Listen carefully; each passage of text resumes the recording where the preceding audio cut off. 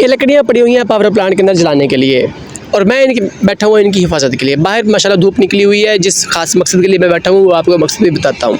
ये देखें, जहाँ भी देखेंगे सूरज चमक रहा है, आपको सूरज भी दिखाता हूँ ऊपर। ये देखें कितना ज़बरदस्त लग रहा है, ये सामने सूरज भी है और ये सूरज भी चमक रहा है। फिर भी इनके ऊपर हमने फायर ब्लैक एंड शीट डाल दिया है। ये जलती हैं प्लांट के अंदर, पावर प्लांट के अंदर जलती हैं। सामने आग जल रही होती है, उसके अंदर ये जलानी पड़ती हैं।